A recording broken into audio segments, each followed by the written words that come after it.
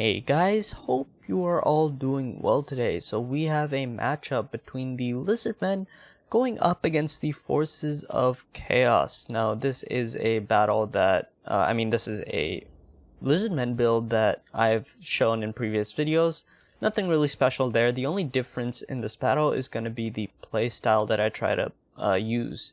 So for one is the Umbral Tide, an amazing unit, one of my favorite units, and really just the biggest damage dealers, other than the CARNOSAURS of course, the biggest damage dealers to large units such as Trolls and Kolek Sun Eater himself. But the big problem with these guys is that they're squishy, and when the enemy discovers them, it is very easy to flank around with some Horsemen or some Warhounds or Chaos Knights and shut them down.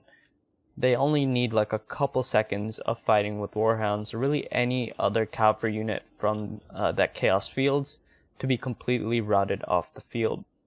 And so you really have to protect your guys with everything you got. In this battle I tried something different to, protect them from all the cavalry and mobility might that the Chaos fielded, and that's basically using their stock to their advantage, keeping them in the back, not letting them get discovered, and bringing them in at the optimal time to shoot at the proper targets such as the Trolls and or Kolek. So stock of course is a very useful ability. The enemy won't know that the Umbral Tide is situated in the backlines, and so they won't be able to react when their first shots come in. For the rest of the Lizardmen army, 3 Chameleon Skinks, a front line of Saurus Warriors, cohort of Sotek, double Carnosaur, and a Life Slon just to heal up either Carnosaur. Double Carnosaur of course to take down Kolek if needed. They are so efficient at taking down the Great Dragon Ogre Shaggoth. This is a build I've introduced before on this channel, so I won't go too in depth on the rest of it. And for the Chaos, we have a front line of Forsaken who'll trade decently well against Saurus Warriors. They are a cheaper infantry and I don't think they have as good stats, but they will trade relatively well. But when they are backed up by Chaos Trolls, armored Chaos Trolls, they will be doing a ton of damage. We have one unit of Chaos Knights with Lances. I think these are one of the most underrated cavalry units in the game. They can just do, I think they're comparable to Blood Knights, even though Blood Knights are anti-large. I think these guys have a similar effect to Blood Knights just on the infantries of the Lizardmen. These guys have great charge bonuses, 80 charge bonus, decent HP pool, they're armored, they're shielded, and so they're really tough to take down. We also have Chaos Warhounds who apply poison with their attacks, 2 units of Marauder Horsemen with throwing axes just to add some armor piercing, and a Chaos Sorcerer of Shadows, I believe coming in with, actually let's see, so we have Enfeebling Foe, and we have Malkot's Mystifying Miasma just to reduce speed and cause damage. And then we have Kolek with all of his buffs. He is just such a tough lord to take down. That is of course why the Lizardmen are fielding 2 Carnosaur units, and with that let's get the battle started. This was a battle I had with, I believe his name was Yumis. I don't know exactly how to pronounce it, but I'll show it on the end screen. So initially just trading some skirmish fire into these Chaos Knights with Lances. They are shielded so they won't be taking too much damage, and the Chaos are going for a huge overload on the left flank, but of course double Carnosaurs are waiting for them.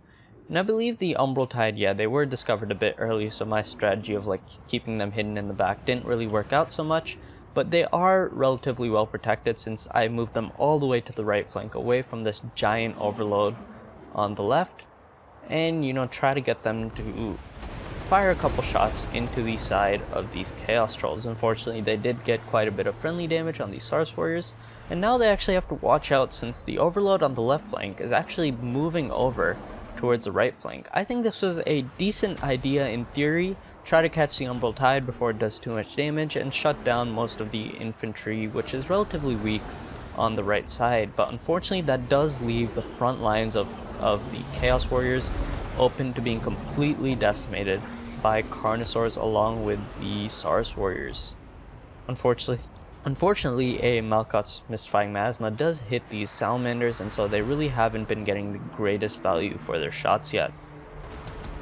I like to leave the Slan Mage Priest of Life in melee. He can definitely do quite a bit of damage, and he is surrounded by Saurus Warriors, so if there is a gooning attempt, he can evade and use these Saurus Warriors as sort of a meat shield.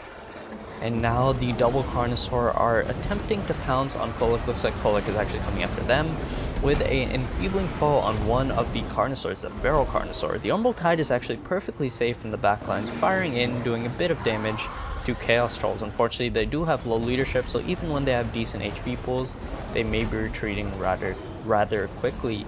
A Banishment going down on 2 units of Forsaken, doing a good amount of damage. And now the Chaos Knights with Lances have charged into the back lines and are aiming to shut down the Umbral Tide. The double Carnosaur are actually doing a decent amount of damage to Kolek, though one has taken a bit of damage himself. A regrowth will save him from death.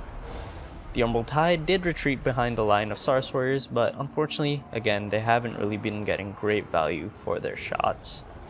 They're just so easy to shut down. They do have decent speed so they can evade, but they're just way too squishy to confidently leave in the backlines and let them shoot. Now the Chaos Knights are going after some Chameleon Skinks, a great play since he does manage to catch actually all 3 of the units and do quite a bit of damage to the Lizardmen Skirmishing Corps. And now the double Carnosaur are absolutely beating on Kolek Sun Eater, doing so much damage. He likely has to disengage, or Carnosaurs will make him disengage by throwing him off the field. We have double Marauder Horsemen trying to get some decent damage into the Feral Carnosaur, but they do not take much damage at all. How much armor do they have? 95 armor, yeah. Very tough guys to take down. The front lines have been won pretty handily by the Lizardmen, though the Chaos Trolls have a decent amount of HP left. The fact that their leadership is so low just means that they come into battle and rout very quickly, but they will be recovering and coming back for a couple more shots. Slan Mage Priest of Life is actually being hit on by Kolek Sun Eater, and no Carnosaurs are anywhere in sight to save him. He really has to once again disengage. He does have plenty of infantry units here to try and surround Kolek and maybe kill him like that, but unfortunately Kolek's mass and HP pool is just way too high for any of the Lizardmen infantry to do any real damage, and so the Slan Mage Priest hopefully going to be running from the battle, well, running at least from this engagement, not from the battle, and a Carnosaur potentially may come and save him.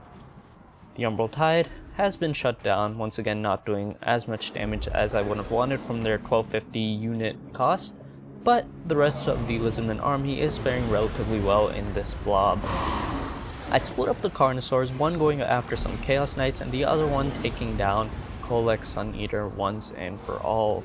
And now, unfortunately, the Skirmishing Corps of the Chaos are still very, very healthy. A Banishment coming down on top of this Carnosaur. Banishments don't do much damage to large units, and so a lot of these Chaos Warhounds are going to be knocked out from this fight. As I was saying, the Chaos Skirmishing Corps is relatively healthy and will be peppering in the Slan Mage Priest, who is throwing a regrowth on himself. He does get caught by a Chaos Sorcerer of Shadows, who will be doing a decent amount of damage, and Kolek Sun Eater is also returning, coming in for a mighty charge into the back of the Slan Mage Priest. Will he get caught by the Carnosaur? No, he won't, and he will get a great hit. Looks like, ooh, that, actually I didn't see the HP. It probably did quite a bit of damage, but he was charged in the back by the Carnosaur, and that will result in the likely death of the Great Dragon Ogre Shaggoth. The rest of the battlefield, the Salamanders actually did manage to recover and are currently getting some great fire into the side of these Chaos Trolls. And with that, the remainder of the Chaos Army can probably be dealt with by the Carnosaur duo that are currently wrecking some Marauder Horsemen. And let's just see the battle out from here. Skirmishing Corps still relatively healthy, the Umbral Tide getting some good shots in, and really there's nothing to stop this dynamic duo of 2 Carnosaurs, and with that, army losses sets in, and the Chaos Warriors are forced off the field. So let's go into the end screen and see how each unit did. As expected, well, not as expected at the beginning of the battle, but of course the Umbral Tide was shut down relatively quickly by those Chaos Knights, and unfortunately didn't get many kills at all. They didn't get much value for their 1250 or 1200. I don't know why I've been saying 1250. I think I'm confusing Ancient Salamander and the Umbral Tide. but they didn't get much value for their price tag of 1200 gold. Chameleon Skinks, of course, you can't expect the greatest number of kills from them. They don't have much missile strength, but their poison debuffs throughout the battle were vital for taking down things like those Chaos Knights. Of course, the double Carnosaur were the centerpiece of the Lizardmen build. They were essential in taking down trolls and taking down Kolek, and eventually terrifying the rest of the Chaos Army off the field. The Lizardmen infantry did decent. They were overwhelmed by Forsaken, backed up by Chaos Trolls, but they held their own for as long as they could. On the Chaos side, Kolek Sun Eater, not as many kills as you'd be used to seeing, because I think mainly he tried to use his weapon strength against the Carnosaurs, which resulted in him being shut down for the majority of the battle. Those Carnosaurs, though they are somewhat squishy, when you have two ganging up on one Dragon Ogre Shaggot, that just spells doom for Kolek Sun Eater, especially when you have a Life Song healing them up. Rest of the army, I'd say Forsaken performed decently well. They definitely got more kills on the Saurus Warriors than the Saurus Warriors got on them, so I'd say a worthwhile trade, though they did die very, very quickly, due to the fact that probably the poison debuffs from the Chameleon Skinks along with the Rampaging Carnosaurs just decimated their lines. I'd say the Chaos Knights were really the highlight of this build. Usually you don't see them very often for some reason used by Chaos players, but I think they are super underrated and they can really do a ton of damage.